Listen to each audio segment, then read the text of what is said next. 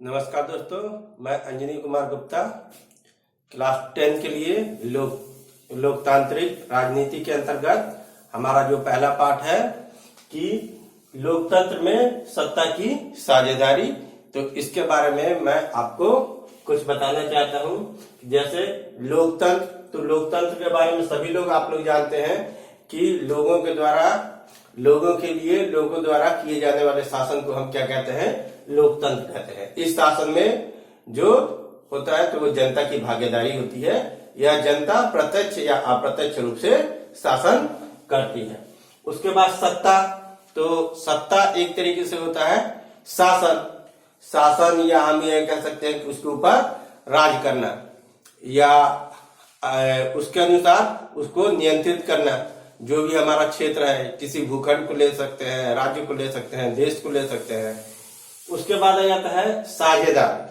तो साझेदारी का मतलब होता है कि बंटवारा, यानी कि लोकतंत्र की सत्ता में बंटवारा या साझेदारी।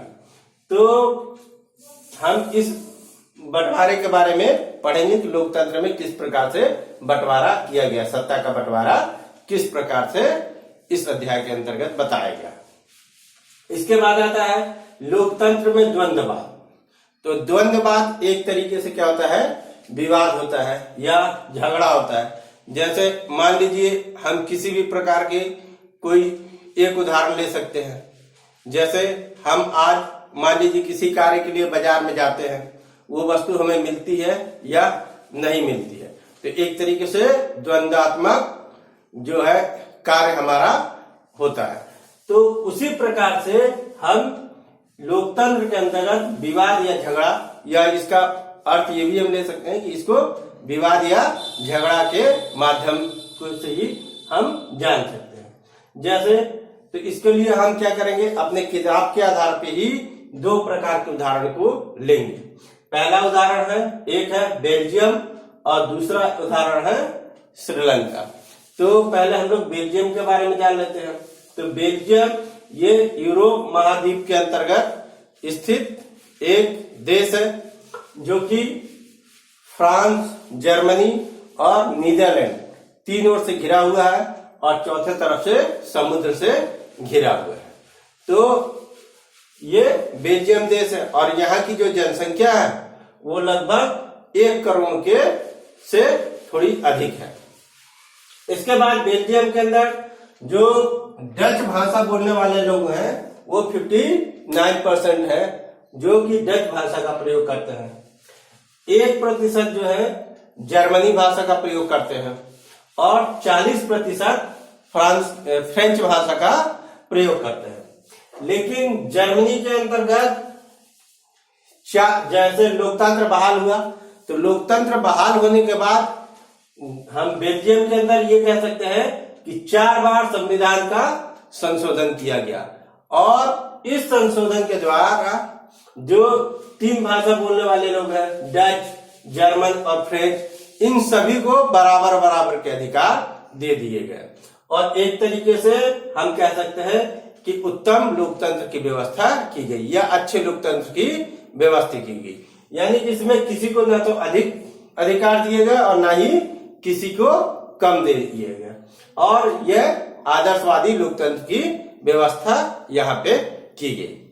उसी तरीके से जैसे हम श्रीलंका, तो श्रीलंका के अंदर आ जाते हैं हम। तो श्रीलंका के अंतर्गत भी जो है भाषाई आधार पे या हम जातीय आधार पे भी कह सकते हैं 3 भागों में श्रीलंका भी विभाजित है।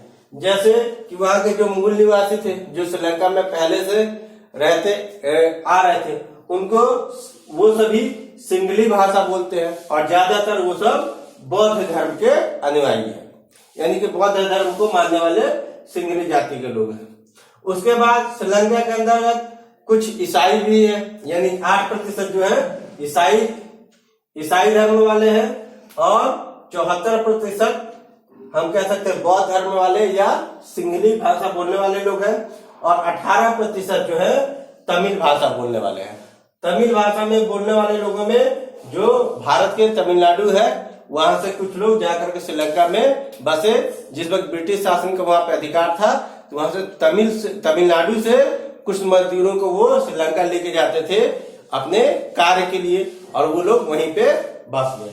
तो ये जो तमिल भाषा वाले लोग थे वो कुछ हिंदू थे और कुछ मुसलमान थे। लेकिन वहां पे लोकतंत्र, आजादी के बाद लोकतंत्र बहाल हुआ, और लोकतंत्र बहाल होने के बाद वहां पे भी संविधान में कई बार संशोधन किए गए, और वहां पे जो संविधान का संशोधन हुआ तो उसके अंतर्गत सिंगली जाति को या सिंगली भाषा बोलने वाले लोगों को ज्यादा प्राथमिकता दी।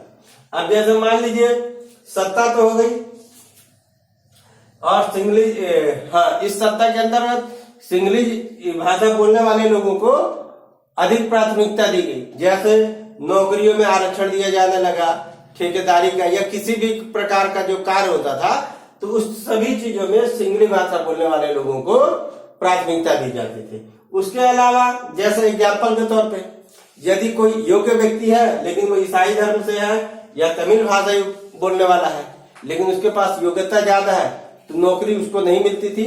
जबकि सिंगली भाषा बोलने वाले व्यक्ति के पास यदि कम योग्यता है तो उसको वो नौकरी दे दी जाती थी।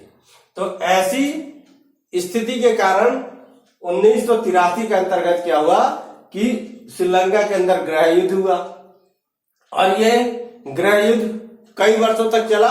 उसके बाद श्रीलंका ने इस गृह युद्ध को दबा दिया या समाप्त कर दिया। लेकिन जो यहाँ पे सत्ता का जो बंटवारा हुआ वो एक तरीके से युक्तिकारी तर्क हुआ, यानी कि हम ये कह सकते हैं कि इसमें जो सत्ता का बंटवारा हुआ या विभाजन किया गया तो उसमें लाभकारी स्थितियों को देखा गया, यानी कि जिधर बहुसंख्यक थे उनके हितों का ख्याल ज्यादा रखा गया और अल्पसंख्यकों के हितों का ख्याल कम रखा गया। तो एक तरीके से जो यहाँ पे लोकतांत्रिक उदाहरण जो है वो नैतिक उदाहरण नहीं था, या हम ये कह सकते हैं उत्तम लोकतंत्र का उदाहरण यहाँ पे नहीं था, क्योंकि यहाँ पे बहुसंख्यक आबादी के विशेषताओं का विशेष ध्यान दिया जाता था। दूसरा होता है नैतिकता तर्क वाले, या हम नैतिक तर्क वाले कह सकते हैं। तो बेल्जियम का एक आदर्शवादी उदाहरण है संविधान का, जिसके अंतर्गत उसमें ना तो किसी को कम अधिकार दिए गए और ना ही ज्यादा अधिकार दिए गए, जिसके फलस्वरूप क्या हुआ कि बेल्जियम में कभी भी किसी भी प्रकार का विद्रोह नहीं हुआ। इसके बाद सत्ता का जैसे बंटवारा है, तो सत्ता का बंटवारा भी कई प्रकार से होता है। जैसे मान के चलिए कि युक्तिकारी तर्क द्वारा श्रीलंका के अंदर सत्ता को बांटा गया, जिसके फलस्वरूप क्या हुआ कि बहुसंख्यक आबादी को तुष्टीकरण के नियम के अनुसार से उनको अधिक संतुष्ट किया गया और अल्पसंख्यकों के ऊपर ध्यान नहीं दिया गया। तो ऐसी जो राजनीति है हमारे देश में भी हुई है। जैसे मान लीजिए 2001 के समय में मुंबई में, या हम कह सकते हैं असम में या उड़ीसा, ऐसे कई उदाहरण मिले जहां पे भाषा के आधार पे और राज्य के आधार पे लोगों के साथ भेदभाव किए गए। तो ये हमारे देश के कुछ राजनेता थे जिन्होंने तुष्टीकरण की राजनीति अपनाई थी, और इसके फलस्वरूप हमारे देश के अंदर ही हमारे देश के लोगों का विरोध किया जाता है। इसके बाद अब हम लोग सत्ता के बंटवारे के बारे में पढ़ेंगे कि हमारे देश में सत्ता का बंटवारा किस प्रकार से हुआ। हम लोग अब सत्ता के बंटवारे के बारे में समझेंगे कि हमारे देश के अंतर्गत सत्ता का बंटवारा किस प्रकार किया गया। तो एक बंटवारा हो जाता है क्षैतिज विवरण, जैसे ये क्षैतिज बंटवारा हम कह सकते हैं। तो इसके आधार पे जो हमारी सत्ता है उसको 3 भागों में विभाजित किया गया। एक होता है विधायिका, कार्यपालिका और न्यायपालिका। तो इसके अंतर्गत जैसे विधायिका हो गया, तो विधायिका का काम हो गया कि कानून को बनाना, और इसके बनाने का काम कौन करता है, तो हमारे देश के अंदर केंद्र सरकार के द्वारा सांसद करते हैं और राज्य सरकार के द्वारा विधायक कानून को बनाने का कार्य करते हैं। उसके बाद कार्यपालिका, तो कार्यपालिका यानी कि जो कानून बना है, यानी कि हमारी संसद के द्वारा जिस कानून को बनाया गया है उसको लागू करवाने का काम किसका होता है, कार्यपालिका का। तो कार्यपालिका के अंतर्गत पीएम आ जाते हैं, सीएम, आईएएस और आईपीएस अधिकारी जो होते हैं, इनका ये कार्य होता है कि इस कानून को हमारे देश के अंदर लागू किया जाए, या इस कानून के आधार पे ही क्या किया जाए कि इस कानून के आधार पे ही देश के लोगों को हम कह सकते हैं कि आगे चलाया जाए। उसके बाद आ जाता है न्यायपालिका। तो न्यायपालिका एक तरीके से जो हमारी संसद के द्वारा कानून बनाया गया है और उस कानून को कार्यपालिका सही ढंग से उसका पालन करवाती है या नहीं करवाती है देश के अंदर या राज्य के अंदर, इसकी देखरेख का जो कार्य है वो न्यायपालिका को सौंपा गया है, जिसके मुख्य न्यायाधीश होते हैं या मुख्य न्यायाधीश के द्वारा इसकी देखरेख किया जाता है। और इस प्रकार से यदि किसी प्रकार की गड़बड़ी होती है तो उसके लिए न्यायाधीश या हम ये कह सकते हैं न्यायपालिका वो कार्यपालिका को आदेश देती है। लेकिन न्यायपालिका का जो भी कार्य होता है वो संसद के द्वारा जो कानून बनता है उसी के आधार पे वो अपने फैसले देती है। इसके बाद आ जाता है ऊर्ध्वाधर वितरण। तो ऊर्ध्वाधर वितरण के आधार पे ही हमारे जो सरकार है उसको 3 भागों में विभाजित किया गया है। एक होता है केंद्र सरकार, उसके बाद राज्य सरकार और स्थानीय सरकार। तो केंद्र सरकार जो होती है वो पूरे देश का देखरेख करती है या पूरे देश के अंदर कानून को लागू करवाती है और उसकी निगरानी करती है। दूसरा होता है राज्य सरकार। तो राज्य सरकार का कार्य होता है एक राज्य के अंतर्गत कानून को बनाना और उस राज्य में लोगों के अनुसार उसका पालन करना या उनके अनुसार ही उस कानून को बनाना। उसके बाद स्थानीय सरकार। तो स्थानीय सरकार के अंतर्गत ग्राम पंचायत आता है जो कि हमारे गांव के अंतर्गत होता है, और नगर पालिका जो होती है शहर के अंतर्गत। अब जैसे केंद्र सरकार है तो केंद्र सरकार के द्वारा बनाए गए कानूनों का पालन कौन करवाता है? तो प्रधानमंत्री और उनके मंत्रिमंडल। राज्य सरकार के अंतर्गत इसका पालन कौन करवाता है? तो वो सीएम यानी कि चीफ मिनिस्टर और उनके मंत्रिमंडल तथा उनके जो सहयोगी होते हैं।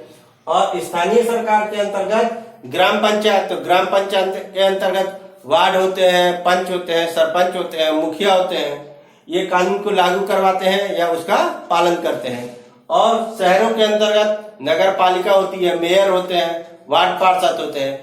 तो इस प्रकार हमारे देश के अंतर्गत क्या किया गया है कि सत्ता का बंटवारा किया गया है। धन्यवाद दोस्तों।